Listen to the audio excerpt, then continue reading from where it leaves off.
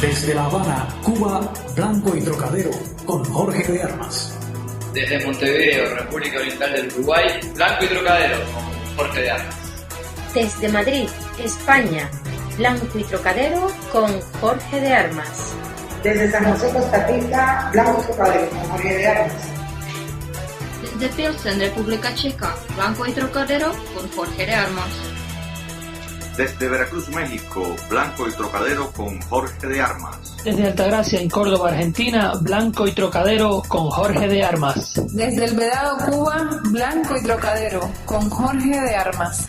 Desde Miami Beach, yo soy Jorge de Armas y esto es Blanco y Trocadero. Empezamos en una semana en la cual nuestro primer pensamiento tiene que ser para nuestros compatriotas en Ecuador que han sufrido un terremoto descomunal. En este momento hay 3 desaparecidos, probablemente fallecidos, y para ellos, sobre todo, y para todas las víctimas de este desastre natural, va la primera palabra de Blanco y Trocadero. Blanco y Trocadero es una esquina en la cual usted puede venir sin que yo jamás le pregunte cuál es su pasado, qué hizo ayer, qué va a hacer mañana. No nos interesa, solo nos interesa que usted esté. Blanco y Trocadero es un programa de encuentro y es un programa sobre todo en el cual nadie jamás nos va a tapar la boca. Aquí usted puede decir lo que quiera, puede participar, nos escucha de hecho a través de Cubanos por el Mundo, a través de Spreaker, a través de las redes sociales, de nuestra página en Facebook Blanco y Trocadero, y también se puede comunicar con nosotros a través de estas plataformas, tanto de Spreaker como de Cubanos por el Mundo, como de mi Twitter personal que es @Jorge de Armas. Este es un programa diáfano en el cual hoy vamos a tener 2 buenísimas entrevistas.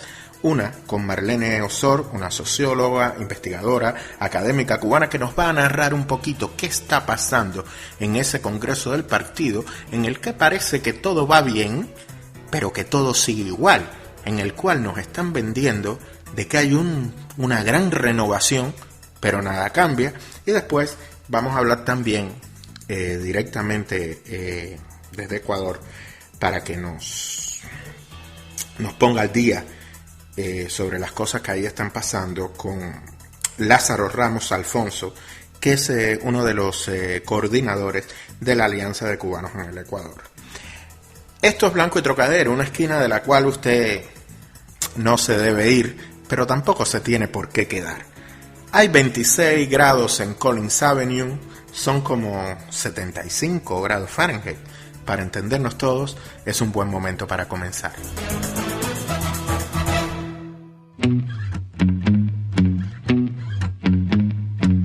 I think it's time to call your landlord. Just tell him that you're moving out. Yeah, you're tired of his stupid rules anyway. I think it's time to pack some boxes. We'll load them up into my car. We'll leave your mattress by the road and drive away to my place, your place. Esto es Blanco y Trocadero, una esquinita. Vamos a intentar, a pesar de la desgracia terrible que están viviendo el Ecuador y parte de Colombia, vamos a intentar tener un programa mejor.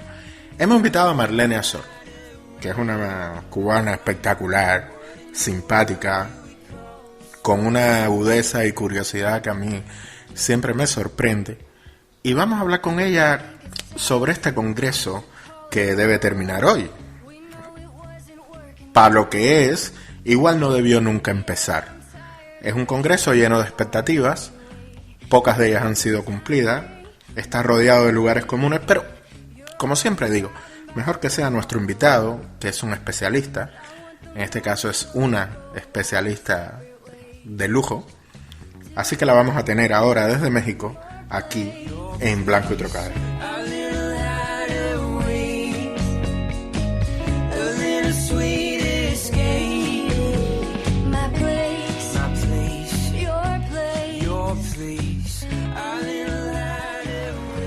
En Cuba nada más hay un partido. Y yo contestaba, sí, igual que ustedes, tienen un solo partido. Y el americano contesta, no, nosotros tenemos dos. Y como si yo no lo supiera, me dicen sus nombres, demócratas y republicanos. Correcto, eso es correcto. Eso es igual que si en Cuba tuviéramos dos partidos, Fidel dirige uno y yo el otro. La Constitución vigente, aprobada en referendo popular en 1976, hace 40 años, y reformada parcialmente en 1992 y en el 2002, responde a circunstancias históricas y condiciones económicas sociales que han ido cambiando con el decursar del tiempo, y la propia implementación de los lineamientos de la política económica y social del partido y la revolución. El proceso de reforma, que previamente deberá ser aprobado por la Asamblea Nacional en correspondencia con sus facultades constituyentes, prevé una amplia participación popular, incluyendo la realización de un referendo constitucional. Esta será una oportunidad para ajustar en nuestra Carta Magna otras cuestiones que requieren del amparo constitucional. En mi caso, no es un secreto que en el 2018 concluirá el segundo mandato consecutivo como presidente de los consejos de Estado y de Ministros, y cederé esas responsabilidades a quien sea elegido. Marlene Azor, Jorge de Armas, ¿cómo tú estás? Muy bien, Jorge, ¿cómo estás tú? Realmente perplejo. Creo que estamos ante un momento de inmovilismo, pero no quiero ser yo el que opine. Te llamaba fundamentalmente para que me hablaras un poco de cómo has visto hasta este momento el desarrollo del Congreso del partido. Sí, mira, Jorge, efectivamente lo que hice fue leerme bien el discurso de Raúl Castro al 7º Congreso, y en realidad todo lo que se plantea es lo que en definitiva ya muchos analistas habían señalado, y es que hay una continuidad, digamos que negativa, digamos que decepcionante, porque efectivamente se esperaban algunos cambios, aunque fueran tímidos, pero algunos cambios, sobre todo la militancia comunista cubana esperaba algunos cambios, y los cubanos de a pie también esperaban algunos cambios. Los especialistas que han analizado la situación de Cuba en los últimos tiempos también aspiraban a que se hiciera algunos cambios de tipo económico y de tipo político incluso, y realmente el discurso de Raúl Castro lo que demuestra es todo lo contrario, es decir, es un inmovilismo, una continuidad en el inmovilismo. Y esto es así porque efectivamente no se notan ni siquiera pequeños pasos en una apertura mayor al trabajo por cuenta propia, a la disminución de impuestos o a la creación de mercados mayoristas. Recientes se han propuesto abrir el mercado mayorista para las personas que utilizan, digamos, productos alimenticios y servicios a las personas, pero todavía eso no se extiende al resto de las actividades que han sido aprobadas para el ejercicio del cuentapropismo, y también siguen todos los digamos que los mecanismos engorrosos para abrir una cooperativa.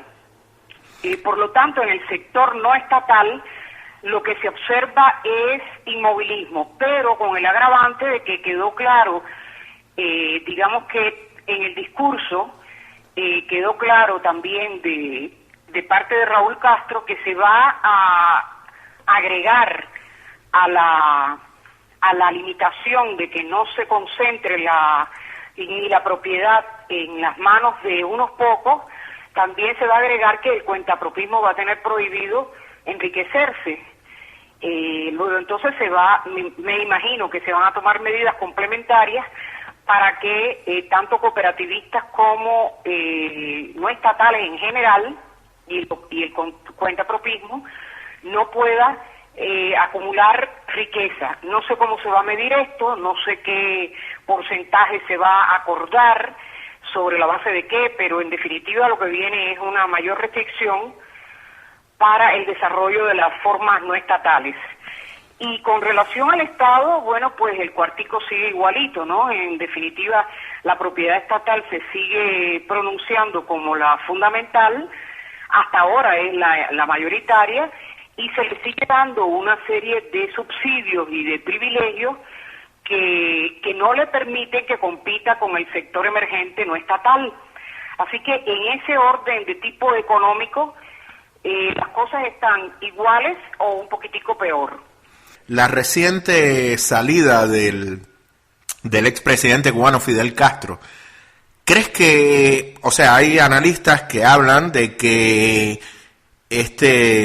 Castro ha salido precisamente como una forma de ofensiva contraria a los cambios? Precisamente, ¿crees tú que esta presencia icónica es un poco también síntoma de la radicalización del proceso, si se puede radicalizar aún más? Mira, Jorge, lo que yo he visto en los últimos 5 años es que la figura de Fidel Castro se utiliza por el gobierno cubano para 2 aspectos que le son esenciales. En primer lugar, para mostrar una continuidad política en la línea política, es decir, para mostrar que existe una continuidad política como se utilizaba la figura de Mao en las reformas chinas, es decir, se seguía aludiendo a que el padre de toda la reforma era Mao, cuando realmente se había cambiado completamente las medidas económicas, sociales y políticas, no tanto políticas, pero sí económicas y sociales en China.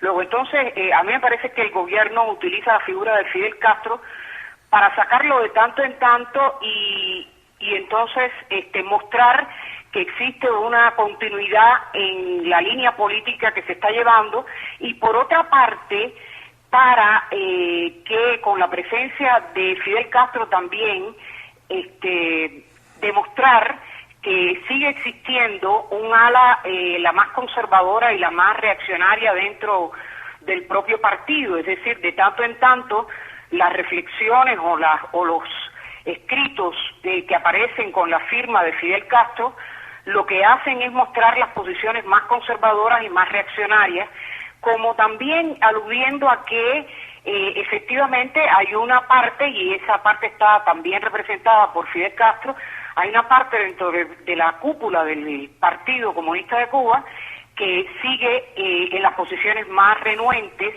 a abrir la liberalización económica y política del país. Yo creo que Fidel Castro se utiliza en esos 2 sentidos, y creo que ya la longevidad del expresidente es tan alta que dudo mucho que pueda seguir controlando algunos elementos de las políticas que se mueven en el país. Yo dudo muchísimo que sea realmente una figura que siga ordenando determinados espacios políticos o económicos del país.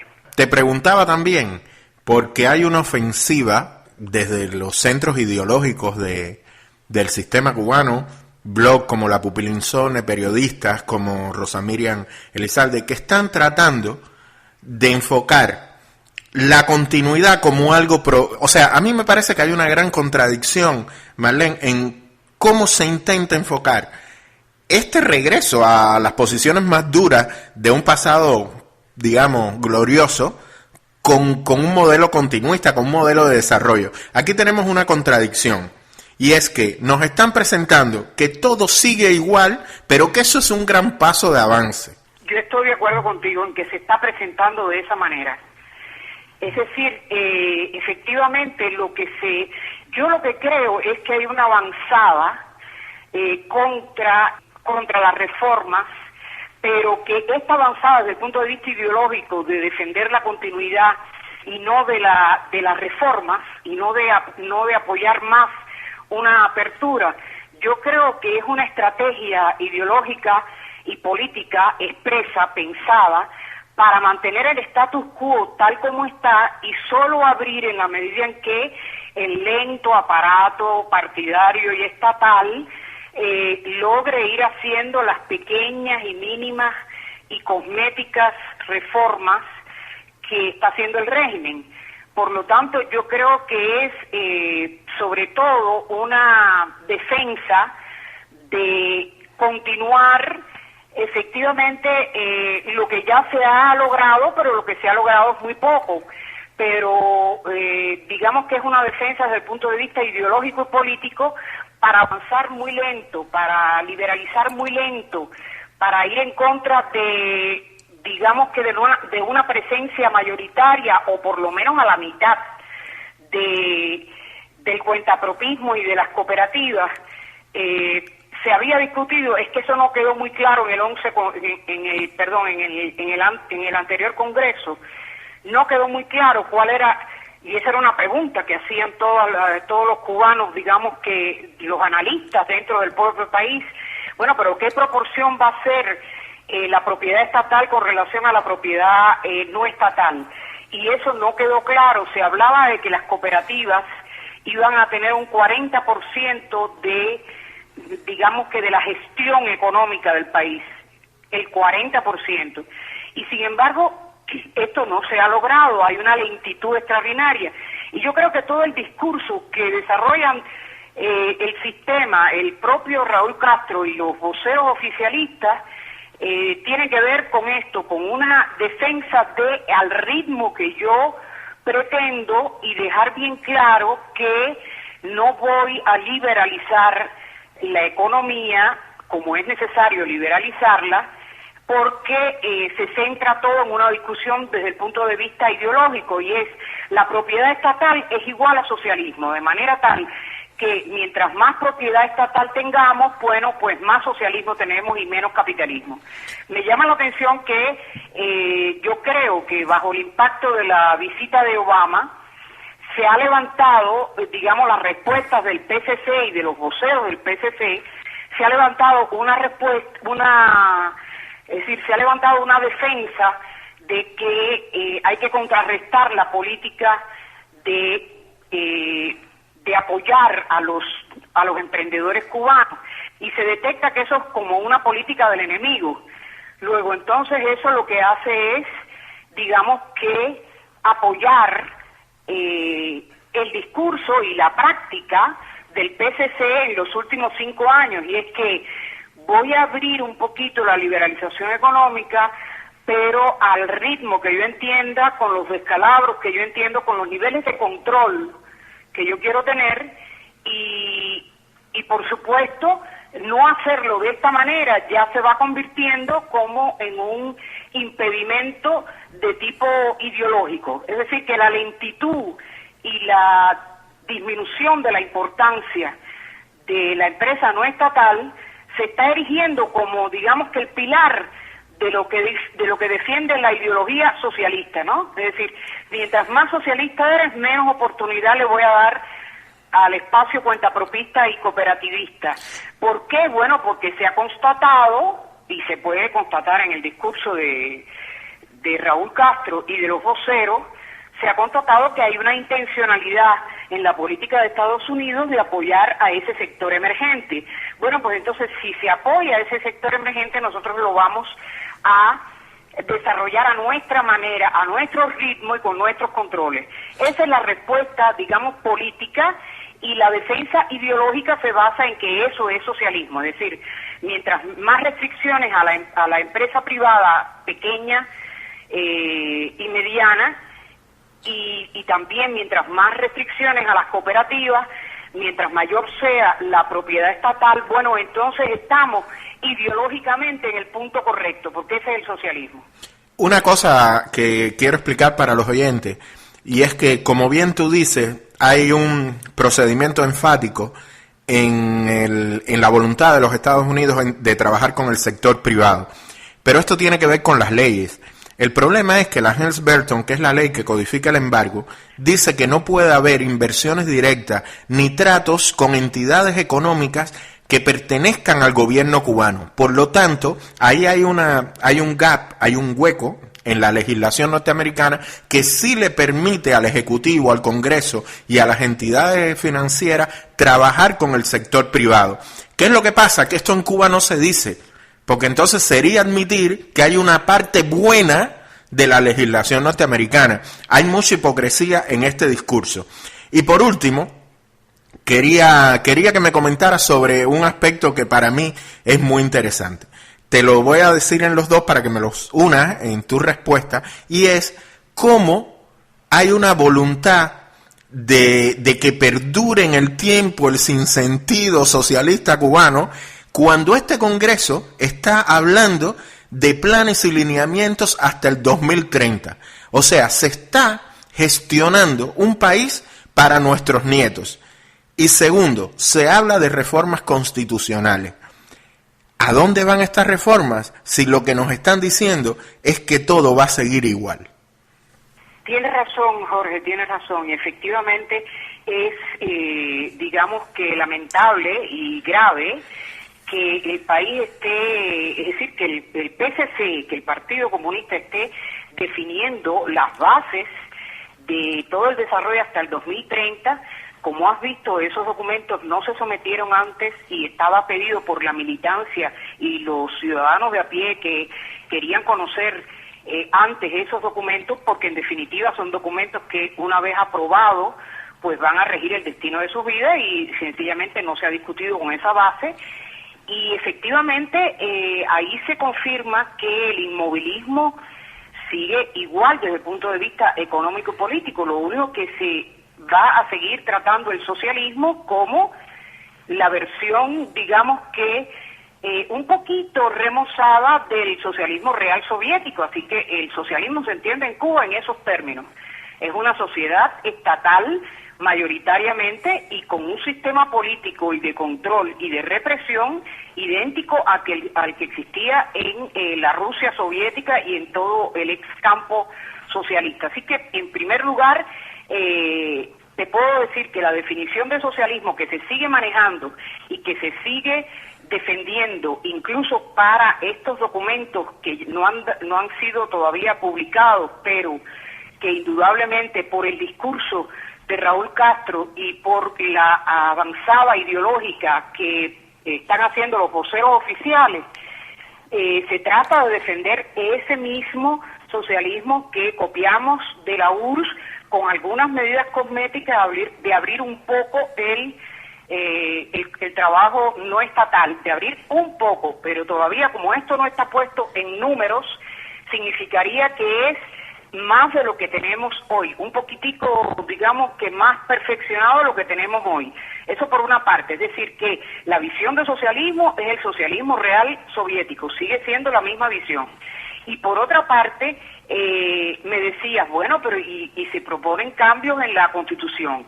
Esto mismo indica que los cambios que se van a proponer en la Constitución van a ser cambios que sencillamente van a precisar un poco más, digamos que las formas no estatales,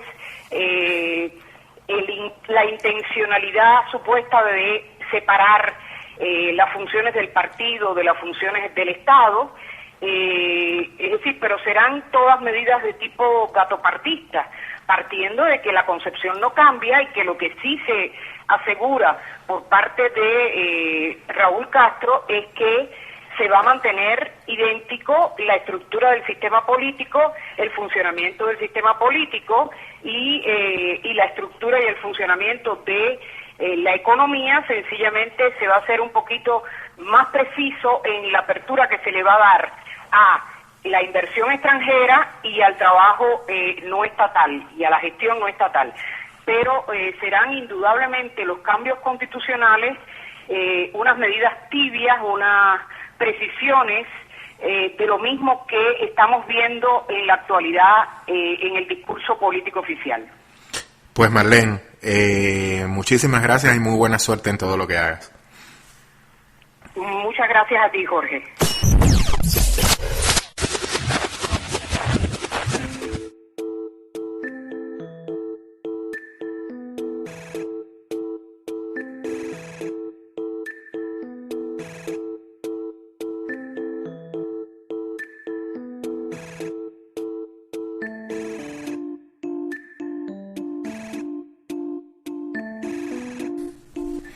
Muy interesante realmente escuchar a Marlene aquí en Blanco y Trocadero. Quedémonos con algunas reflexiones que tienen que ver sobre la ausencia de un debate serio sobre el sector no estatal, sobre la posibilidad de que el cubano pueda invertir, pueda acumular riqueza y pueda generar empleo. Vamos a cambiar un aspecto triste. Tenemos también una llamada muy importante que vamos a hacer ahora mismo a Ecuador y nos vamos a contactar allí con Lázaro Ramos Alfonso, quien es uno de los directivos de la Alianza de Cubanos en Ecuador, y vamos a intentar tener una visión de primera mano de cómo están viviendo los cubanos, de las víctimas que pueda haber y cómo las autoridades cubanas están respondiendo a este fenómeno.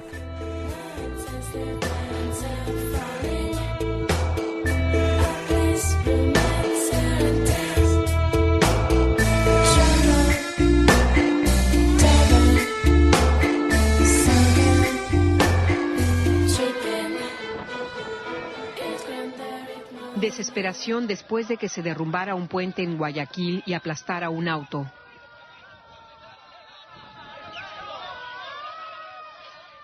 El terremoto también ha causado grandes daños en otras áreas de la mayor ciudad de Ecuador, a pesar de estar a cientos de kilómetros del epicentro. Se produjo cerca de la ciudad costera de Muisne, pero sus efectos han causado grandes destrozos a lo largo de la costa y en el interior del país, incluso en la lejana capital Quito. Imágenes de aficionado tomadas en un supermercado de la capital en el momento de una réplica. El vicepresidente se dirigió directamente a los habitantes de una ciudad en la que han muerto decenas de personas. Debemos prever que esta cifra de fallecidos va, desgraciadamente, a aumentar en las próximas horas. Hago un llamado a la ciudadanía, sobre todo en la ciudad de Portoviejo, a guardar la calma. El gobierno ha proclamado el estado de emergencia mientras muchos de los que huyeron de sus hogares buscan refugio y atención médica. ¿Ya? ¿Lázaro? Sí, perfecto. Ahora sí te escucho perfecto. Cuéntame un poquito qué es la alianza esta de cubanos en Ecuador. La Alianza de Ecuador fue una iniciativa espontánea que surgió a raíz de los problemas que vivía la comunidad cubana en este país, ¿me entiendes? De ver los problemas que había, por ejemplo, de xenofobia, problemas con las legalizaciones con personas que cumplían todos los requisitos, el mismo tema migratorio, ¿me entiendes? De los muertos que se están poniendo en Centroamérica, y ver que nadie hacía nada, o sea, que la gente que le debía importar esto no hacía nada. Por ejemplo, el gobierno cubano, a través de su embajada, no hacía absolutamente nada por los cubanos que estábamos aquí, ¿me entiendes? Y de repente, bueno, un grupo nos unimos y nos decidimos a emprender una serie de acciones legales y pacíficas para hacerle frente a cada uno de esos problemas, ¿me entiendes? Después del terremoto, ¿cuál es la situación de los cubanos? Se sabe que hay algunas víctimas. ¿Ustedes tienen más o menos un registro? ¿Saben cuántos son? ¿A cuánto pudieran llegar? Mira, nosotros en lo que nos basamos es en el gran apoyo que tiene el grupo de nosotros de Facebook, ¿me entiendes?, por parte de la comunidad. Entonces hay muchos miembros de la comunidad que se comunican constantemente con nosotros, nos dicen, por ejemplo, nos informan de amistades que no se encuentran, nos informan de víctimas, como es el caso de los 2 médicos que se informaron en el grupo de Facebook. Ahora nos acaba de llegar la confirmación de que el otro, que yo anuncié como que estaba desaparecido, también se encontró lamentablemente debajo de los escombros. Entonces nosotros nos hemos dado la tarea, ¿no?, de coordinar un poco estas acciones para intentar que la comunidad cubana se apoye, ¿no?, en el grupo para la gente que está desaparecida, para la gente que está muerta, y son las referencias que nosotros tenemos, ¿me entiendes? En este momento, que yo sepa, ¿me entiendes? Nos han reportado ya los 3 muertos que te dije, o sea, los 2 que pusimos y el otro que habíamos dejado como desaparecido, también nos dijeron nos confirmaron que ya está fallecido. Hay cifras de cubanos que rondan las 40.000 personas en Ecuador, quiero decir, y muchas de ellas desean participar, o sea, desean emigrar hacia los Estados Unidos. En este momento, bueno, la crisis migratoria de Centroamérica es bastante grave. ¿Qué perspectivas ven ustedes de que esto sea posible? Mira, primero, si tú me permites, quisiera hablarte de la cantidad de cubanos a la que te referiste. Me dijiste 40.000. Nosotros pensamos que no hay 40.000. Nosotros pensamos que, a ver, el problema es que 40.000 es una cifra oficial que daba el gobierno de Ecuador según los cubanos que habían entrado. Pero el problema es que los cubanos que se van por frontera no se les puede contabilizar, ¿me entiendes? Y entonces nosotros creemos que ya quedan mucho menos de 40.000. Nosotros calculamos un estimado de unas 10.000 personas a lo sumo. Entonces es lo primero, ¿me entiendes? Que yo quisiera decirte para eso. ¿Qué perspectiva vemos? Bueno, mira, más que perspectiva, permíteme hablarte del enfoque que nosotros estamos dando al problema. Actualmente hay una crisis bastante seria en Panamá, como todos sabemos, ¿me entiendes? Anteriormente hubo una en Costa Rica y los cubanos van a seguir emigrando, eso es una realidad. Van a seguir emigrando por lo difícil que se le ha hecho a muchos residir en este país. Ecuador fue visto en algún momento por la comunidad cubana como un punto de destino, ¿me entiendes? Como una oportunidad para emprender un futuro. Pero ¿qué pasa? Que cuando llegan aquí los cubanos se empiezan a encontrar con problemas como por ejemplo el problema de la xenofobia, el problema del desempleo. Anteriormente, que por suerte y gracias al gobierno de Ecuador ya se le estaba buscando una solución, estaba el problema también de la regularización de las personas aquí. Habían personas aquí que venían con todo en regla, cumpliendo todos los requisitos, y cuando venían y presentaban solicitud de visa no les era aprobado. También es el problema de los registros de los títulos. Entonces son muchas pequeñas cosas que han ido sumando a que la comunidad cubana, o una gran parte de la comunidad cubana, salga a buscar un futuro en otros lugares, ¿me entiendes? Porque en Ecuador realmente a muchos se les dice imposible. Aquí tenemos profesionales con el título registrado, por ejemplo, que no tienen trabajo. Entonces, en sentido general, y para terminar, Lázaro, hemos visto que bueno, que las autoridades cubanas, desde su consulado y sus autoridades diplomáticas, han ofrecido ayuda a todos los cubanos que están pasando por esta terrible situación en Ecuador. ¿Cómo se materializa esta ayuda? Bueno, a ver, hasta donde yo había visto, hasta donde yo sabía, la ayuda que estaba ofreciendo la comunidad cubana era un correo electrónico para que los cubanos que no pudieran comunicarse con su familia, algo de eso, pudieran hacerlo a través de ellos, ¿me entiendes? Si me permiten una sugerencia, yo les sugeriría que incluyeran un número de teléfono, porque el problema es que hay muchos lugares que no tienen internet, ¿me entiendes? Entonces, es insuficiente, ¿me entiendes? Por lo demás, otras formas de ayuda, ahora mismo no sabría responderte, no estoy al tanto de eso, porque la comunidad cubana sí se ha dado la tarea de ayudar, ¿me entiendes? De darle el frente a este problema y de apoyar a los cubanos afectados y a la comunidad ecuatoriana también, ¿me entiendes? Estamos haciendo donaciones de sangre, estamos llamando a que sean donaciones dentro de las medidas de cada cual, ¿me entiendes? Dentro de las posibilidades de cada cual, de cosas materiales, no sé, ropa, comida, agua, cosas así, y entonces la comunidad cubana sí se ha volcado completamente con esta situación. Lo último que leí del gobierno cubano era que iba a enviar, no sé si ya lo envió finalmente, creo que sí, un avión con médicos, rescatistas, pero bueno, en cuanto a la comunidad cubana, también vale aclarar que la comunidad cubana no es de las más, no ha sido mayoritariamente afectada, ¿me entiendes? O sea que ahora mismo hay unos casos de cubanos afectados, de cubanos desaparecidos, de cubanos fallecidos, pero no no es la mayoría de la comunidad cubana la que está en esta situación. Lázaro Ramos Alfonso, de la Alianza de Cubanos en el Ecuador, muchísimas gracias y muy buena suerte. Que estas cosas no se repitan en el futuro. Bueno, muchas gracias a ustedes por cubrirnos con las noticias.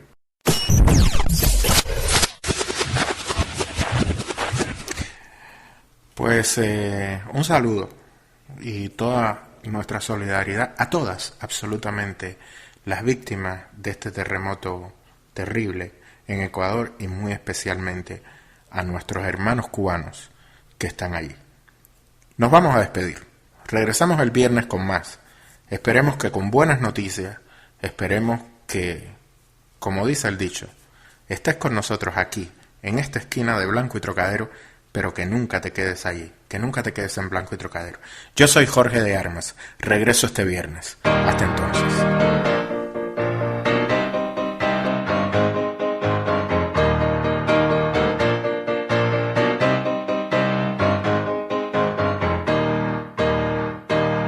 We were sailing on waves of silver, there were echoes in the wind. When we raised our sails to capture them, the ship was lifted up and then it was saying, oh, oh, oh, oh.